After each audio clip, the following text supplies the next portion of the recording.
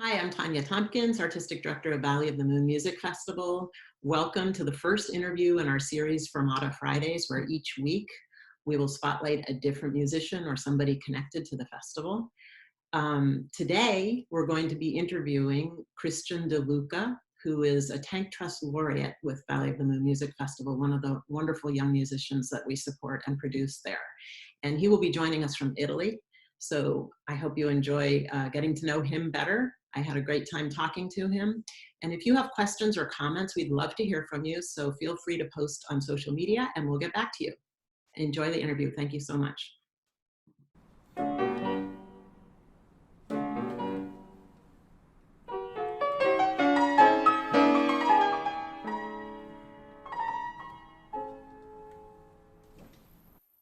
Okay, so I'm super excited to have in front of me, at least on the computer screen, Christian de Luca, who's in Italy right now, and I can't wait to hear how you're doing, Christian. It's fantastic to see you, and I see you've even got a keyboard right there in the picture, so you're lucky there.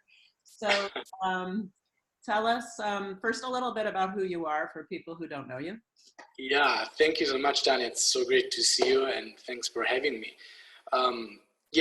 I am Christian De Luca. I'm 26 years old, and I'm really, really proud to say that I was like a Valley of the Moon apprentice 2 years ago, and I was already able to come back as a laureate last summer, and it was an incredible experience, and I'm really looking forward, hopefully, to be able to make it this summer, to come back again. I do know that you were living in New York and you were teaching there and playing and you were about to do some really exciting things you can tell us about, but you're not in New York right now.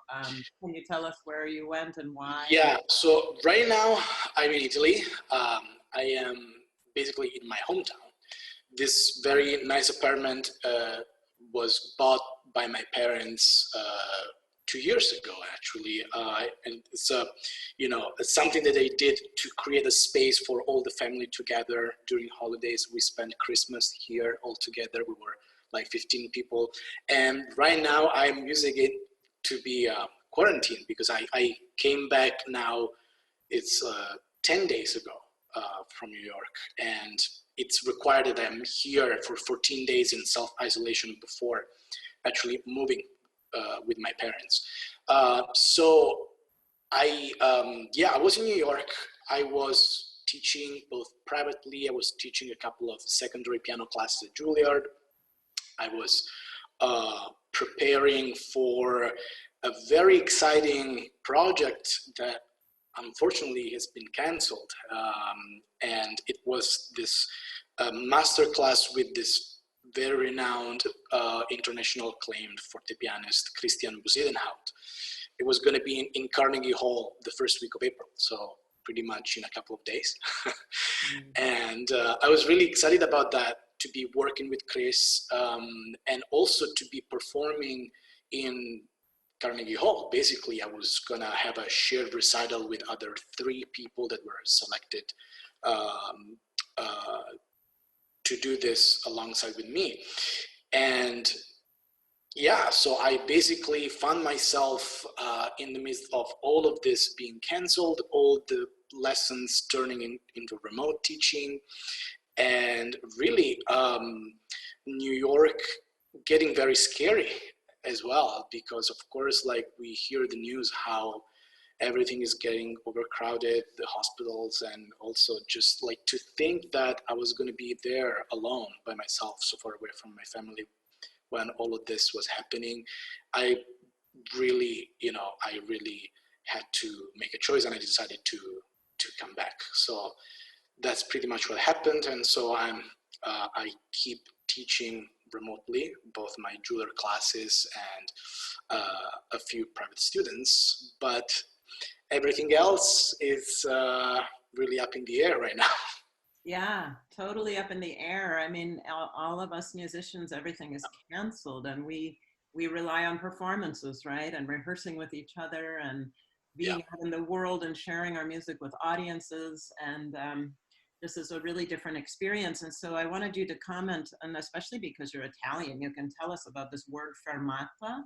And Mhm. what does it mean in the Italian language? I mean, I only know it as a musician. So, you know, everything's happening and then there's a sudden stop. Yeah, well, that's pretty much what it means. It means to stop. It's the feminine noun. So fermata, it's like something that, suddenly stops, really. And in a way, it can also mean, like a pause, even just like it's stopping in terms of like, taking a moment to, just like freeze from whatever you were doing. And I think that that's a great analogy what you did, because it's really what it feels like.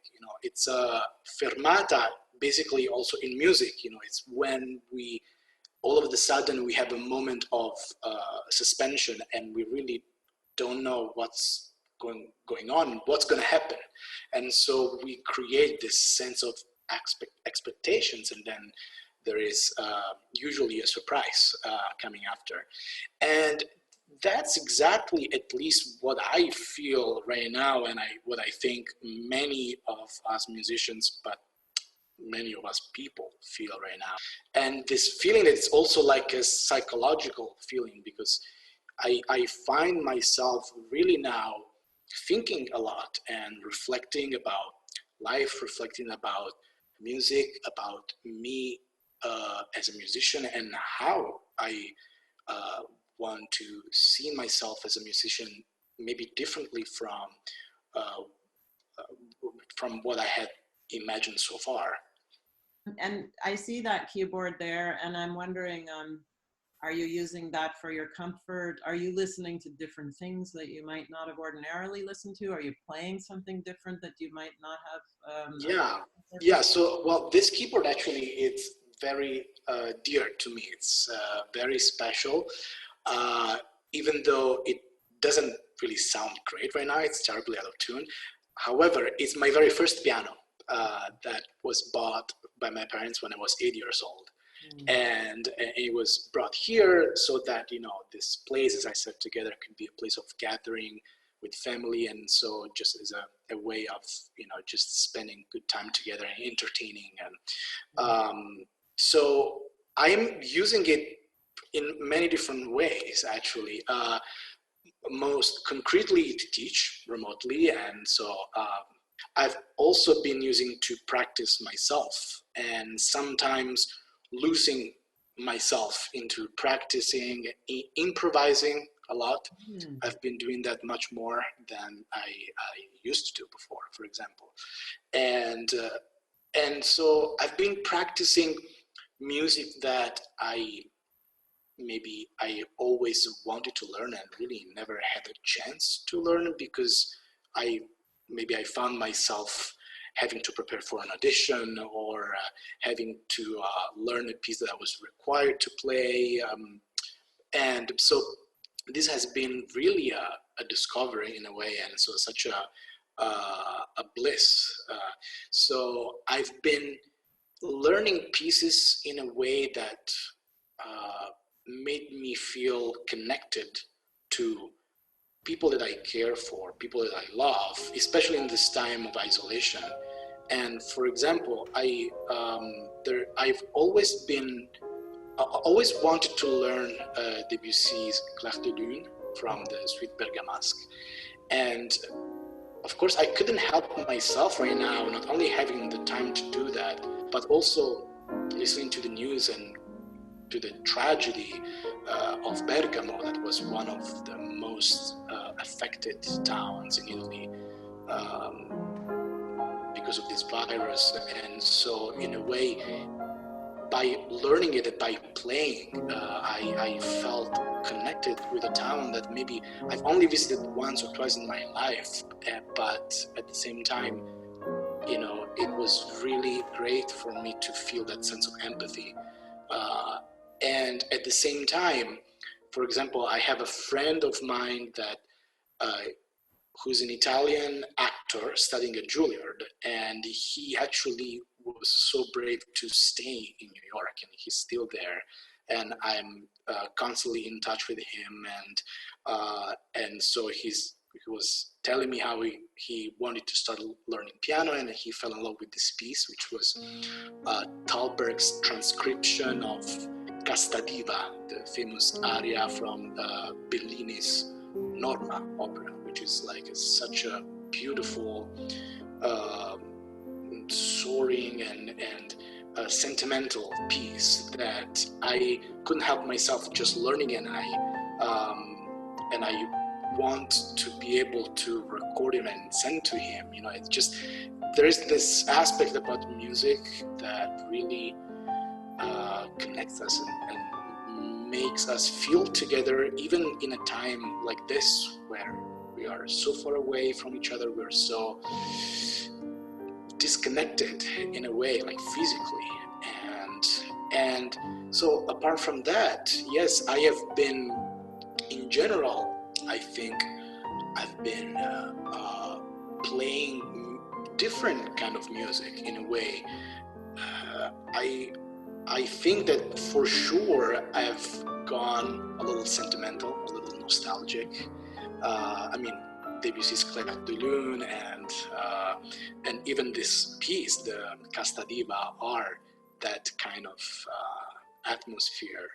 But also, for example, I've been learning Liszt third Liebestraum, so the love dream, that's very famous and so romantic, and so also I thought about that, that's something that I always wanted to learn, and I started some time ago, never really found the time to finish it up, and this was such a great time. And then I've been thinking, like, when you're single and when you're in isolation, you can only dream about love. So I might as well learn this piece, and it's such a beautiful thing, and so I'm really, in a way, happy about that. I mean, there's so many things that are scary right now, so many uncertainties, but the fact of being able to play the music I love and music that reflects how I feel right now,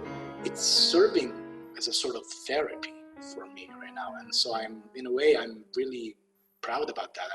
I'm happy about that. That's beautiful.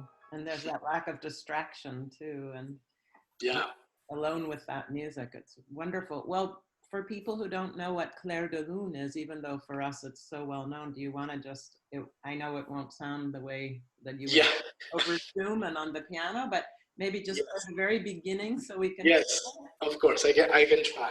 Okay.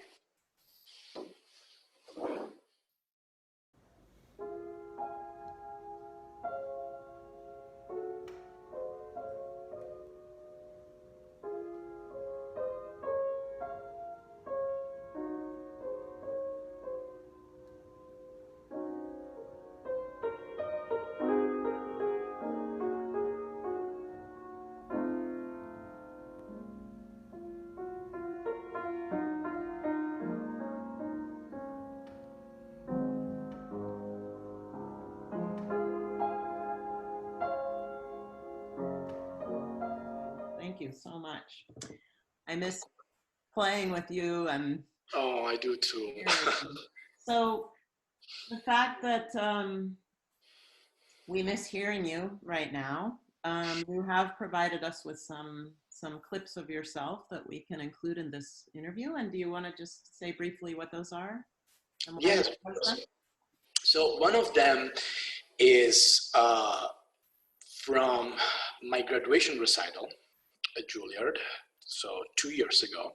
Is very special and very dear to me because it's not just me playing, but it's also me reciting a poem.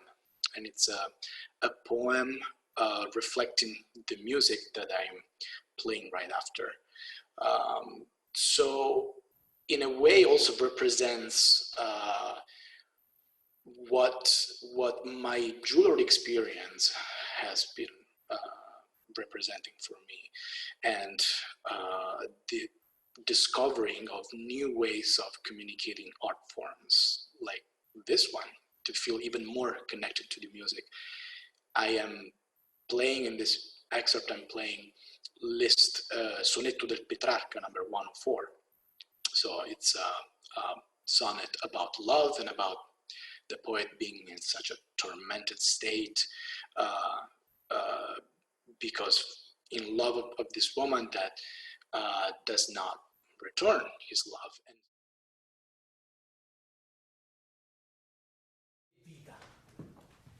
In questo stato son, donna, per voi!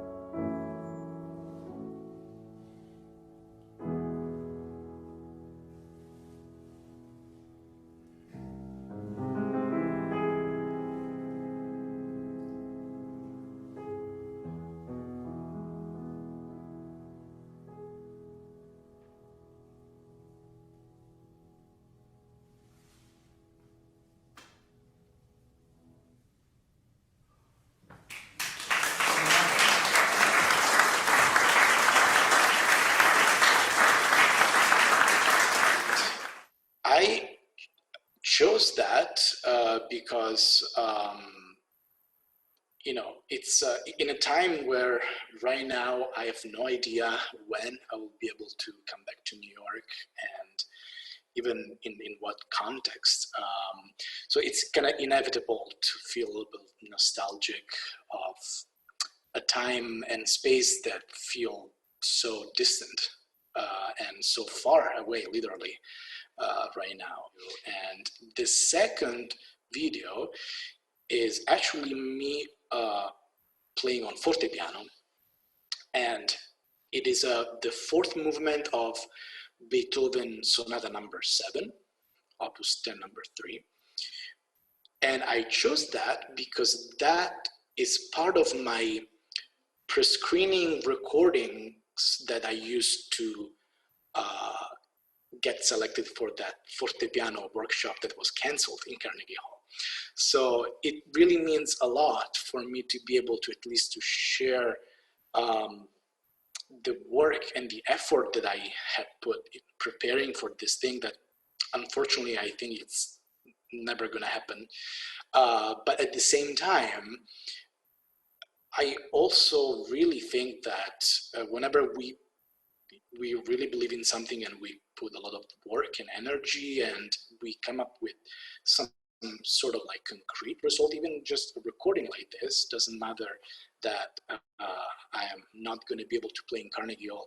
It really means a lot, really means a lot to be able to say that, to be able to share that with everyone. And especially I also think that this particular sonata and the particular movement that I want to share in a way also reflects a little bit of a state of mind of myself that I've been experiencing in these days, because as you are going to be able to hear, this movement is a sort of like a musical joke.